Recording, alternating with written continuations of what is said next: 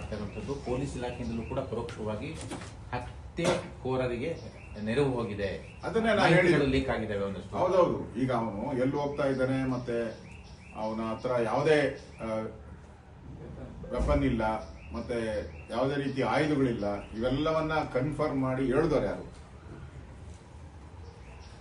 Mostly ನಮ್ಮ ಕಾರ್ಯಕರ್ತರು ಹೇಳೋ ರೀತಿ ಇದರಲ್ಲಿ ಇಲಾಖೆದು ಏನಾನ ಕೈವಾಡ ಇದೆಯಾ? ಜೊತೆಗೆ ಹೋರಾಟದಾಗ ಕೆಲವರು ಶಾಸ್ತ್ರೀಯ ಕಾನೂನು ಬಳಸಿದ್ದು ಪೊಲೀಸ್ ಇಲಾಖೆ ಇದೆಲ್ಲಾನು ಕೂಡ ರಾಜ್ಯದಲ್ಲಿ ಸಿದ್ದರಾಮಯ್ಯ ಬಂದ ಮೇಲೆ ಅವರ ಹೇಳಿಕೆಗಳು, ಅವರ ನಡೆ ನುಡಿ, ಚಾಮರಾಜಪೇಟೆಯಲ್ಲಿ ಹಸುಗಳ ಒಂದು ಮೊಲೆ ಕೆಚ್ಚಲು ಕುಯ್ದಾಗೂ ಕೂಡ ಸಿದ್ದರಾಮಯ್ಯನವರ ನಡೆ ನುಡಿ ನೋಡಿದ್ವಿ. ಪಾಕಿಸ್ತಾನದ ವಿಚಾರವಾಗೂ ನಡೆ ನುಡಿ ನೋಡಿದ್ವಿ. ಇಲ್ಲಿ ಹಿಂದೂ ಕಾರ್ಯಕರ್ತರ ಕೊಲೆಗಳಾಗ್ತಾ ಇದ್ರು ಕೂಡ ಅವ್ರಿಗೆ ಅದಕ್ಕೆ ಆದಂತ ಸಬೂಬು ಹೇಳುವಂತ ಕಾರ್ಯವನ್ನು ಮಾಡ್ತಾ ಇದ್ದಾರೆ.